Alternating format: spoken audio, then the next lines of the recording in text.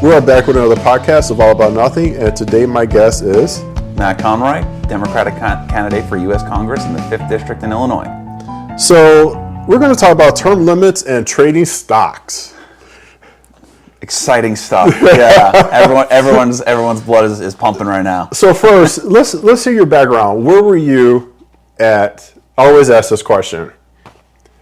What made you get into politics, and where were you at the age of 16 years old? Like, what were you doing at 16? Yeah, so at 16, I was in 2004, just to give people some context. Very much against... He's a young one, I'm the old one here. Very much against the Iraq War at that time. I was volunteering within the community at that point. I actually did a Habitat for Humanity service trip to Tijuana, where we built homes for people down there. And then on weekends, actually every Saturday, I would volunteer at a clinic or a program that worked with mentally handicapped people, mentally disabled people, particularly around the ages of 20 to 25, trying to give them the life skills to live on their own. So we were helping them with cooking, cleaning, things like that. And for me, it just gave me a whole new perspective on life, just because, growing up, I was never even thought about how challenging life could be. Yeah. And then you see what some other people are going through, and the fact that they still have the kindest, most gentle spirit, and they just are so sweet and so loving. And it's okay, if they can look at life that way, I can do the same. So, Billy, we're going back to Tijuana, Mexico. How did you feel at that age going across the border? I was nervous that I didn't know what to expect. We knew we were going to Tijuana. We knew, you only hear what you see in the news. Right. And then, I'm not denying that there are dangerous parts of the city, but that wasn't where we were. We were helping out families, and we were building homes for people just so they could put a roof over their head. Yeah. And they were so gracious to have us down there that they would cook food for us. It was our school from New York. There were about 20, 25 of us. And there were a couple other schools from around the country. So I would say all in, there were about 60 people. And they had different construction sites that we were volunteering at. And they were just so grateful that we were able to help them out, that they would bring us food every single day. When we would go back to the hotel we were staying at, right across the street, there was a convenience store. And, we would just go to get chips and soda and ice cream and stuff, because that's what 16-year-old boys eat. And they were just so nice and so sweet. And it's maybe everything you hear in the news isn't always true when they're trying to paint a picture about a certain place. So that must be some good food you're eating down there, because I have several Latin friends, Dominican, Mexican, Spaniards. Yeah. It's all about the food. Oh, yeah. I grew up in New York City, too. I grew up in Brooklyn, and where I grew up is a very, very diverse area. So, one block to the west is a very, Middle Eastern, a lot of Pakistani, Southeast Asian, Indian. Going to the north was very Hispanic, Mexican, Dominican, Puerto Rican. Even further, 3 blocks up was Borough Park, very highly concentrated Jewish area. Yeah. And, kind of the stereotypical Brooklyn childhood is growing up, and you're friends with all them, and you play wiffle ball, and you play basketball in the street, and you hang out at the schoolyard, and it's just and they're all always about food and family and welcoming people in, and I loved growing up there, and I wouldn't change anything about it. So what made you decide to come across 16 hours drive from New York to Chicago? So I actually moved out here for a work opportunity in 2015. I was living in the South Loop for a few years till 2019, and then went through a breakup. Needed to move needed a break. Moved to LA, and I met my wife out there, and we came back to Chicago in 2022. And I always loved the city, and I always wanted this to feel like home. I just knew I needed it to be with the right person, and I found that person. Nice. And it gives us a nice little buffer between our families. Mine's in New York, hers is in LA, so we don't have the pop-in. But, Chicago's the best. It offers Christmas this year, Thanksgiving another year. Exactly. We're going to do our own thing on this year. Yeah, and in my opinion, Chicago is the best food city in the country. It's just like you go Hands down, anywhere you 100%. go, every single cuisine. It's so nice, and everyone's so friendly and so welcoming, and it's just a lot of the things that I really liked growing up. New York has kind of evolved a little bit away from. Yeah. Chicago still has that, and that's why this is our home. So New York style pizza or Chicago style pizza? At 365 days a year, I'm going New York style. Okay. But winter, we look outside, there's snow outside right now. I could cuddle up with a good deep dish. Right, exactly. It has its place and its time. Yeah, that is true. So let's talk about term limits. All right. What are your thoughts and concepts on term limits as a potential elected official?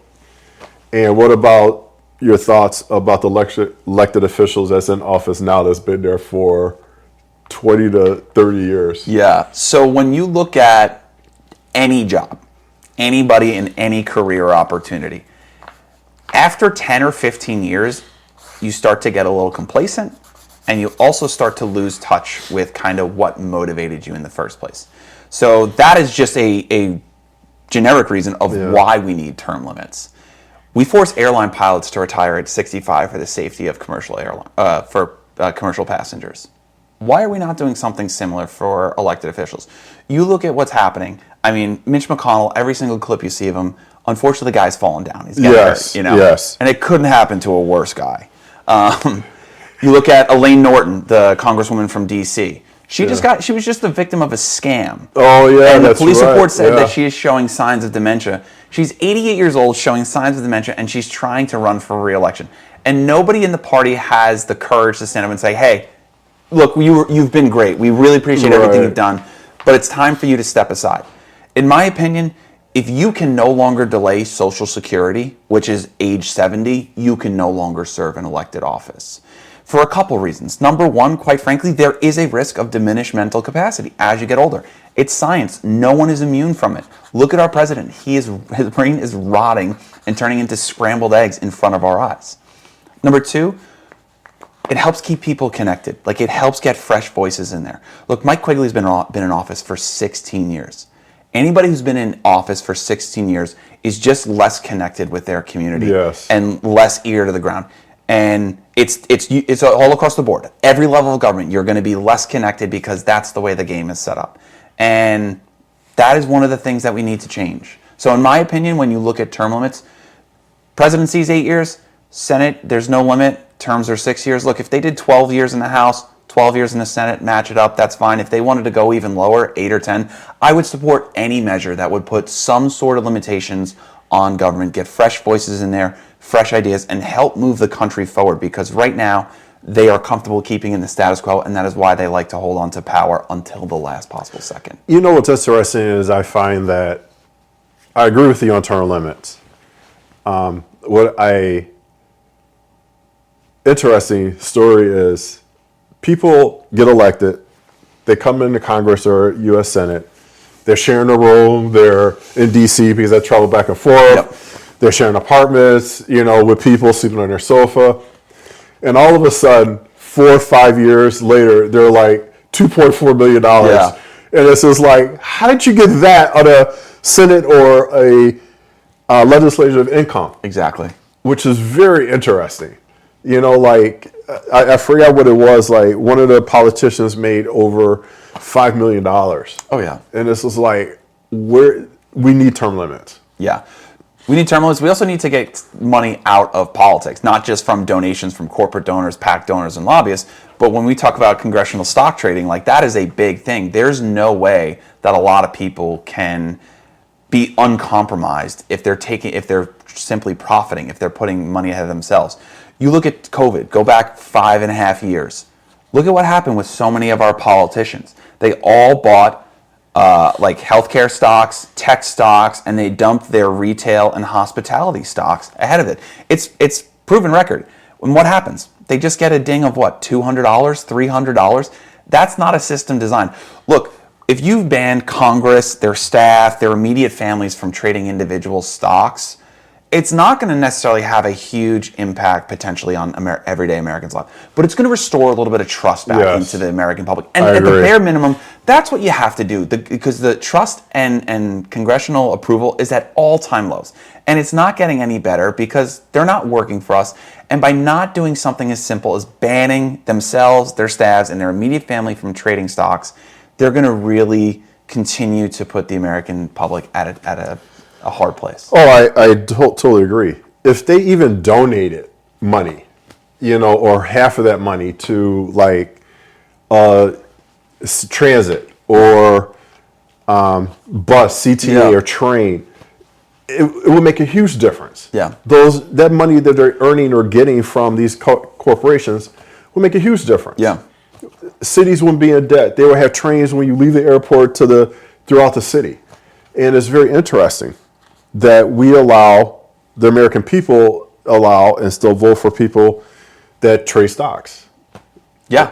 And I mean, there's Twitter accounts dedicated to it. Nancy Pelosi Stock Tracker, that literally the second she has a trade, within minutes, it's on Twitter, and there's people buying the same positions when she sells it. So like, this is what we're talking about with congressional representatives having inside information to enrich themselves and not pay attention to us. Again, getting back to that trust issue that we're talking about here, if we implemented a law that banned Congress from trading stocks, what we're saying to the American people is saying, hey, for the time that we're serving, we are going to put our financial interest ahead of or behind yours. We're going to flip it. Because right now, they are clearly putting their own financial interest ahead of the American public. But by banning stocks, we're saying, hey, you know what? We're going to put your needs first. And look, in a realistic congressional stock trading ban, they would still be able to invest in mutual funds. Like, they should still be able to open up IRAs. They have kids that need to go to college. They got to invest in 529s. Like, those are absolutely things that, quite frankly, are available to the American public and should be available to members of Congress, but they shouldn't be able to trade individual stocks on inside information that we don't have access to. They could put it in a trust. They could put it in a trust, yeah. But then you get into the backroom deals, like, hey, I heard this is doing this. My financial advisor for this, half the Senate, and he knows that this drug company is going to get a patent approved next week, and they're going to buy their stock. Yeah. So it's, it's all backroom deals and shady stuff that the American people hate, and no one's working to change any of it. Okay, so we're going to move on. And what vision do you see when getting elected into Congress? What vision do you see in yourself in a position? Or a leadership position, shall I say? Yeah, so I don't think I would be given a leadership position within the party right away. I think the Democratic Party is still very hierarchy, seniority based, and I think that's one of the problems with the Democratic Party. Because you look at the events that have happened the past few weeks with the Democrats caving during the shutdown, it's clear to the American public overwhelmingly that Chuck Schumer is not fit to be leader of Democrats in the Senate. And no one in the Senate has come out and said it. But leadership sometimes is putting your own self-interest ahead of the party.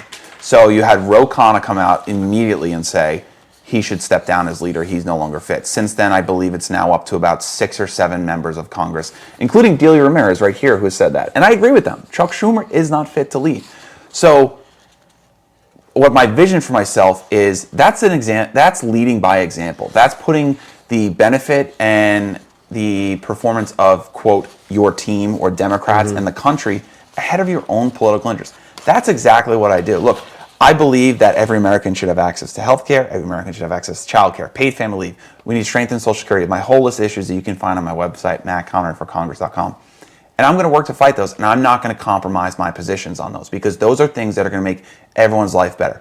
And if that means I lose my next election, or I lose elections, and I'm only in office for 4 years, that's unfortunately sometimes the way that cookie crumbles. But I'm going to fight for the things that I promised the people of this district I'm going to fight for. I'm going to listen to their issues, I'm going to hear them, and I'm going to work every single day to make their lives better. And if the party views me as an asset and wants to put me in a leadership position, I'm going to be open to that, but I'm not going to take any position. I'm not going to do anything that's going to compromise the things that I want to work for to make people's lives better. Well, that's a powerful statement. So we're going to wrap this up with All About Nothing, but I got one more question for you.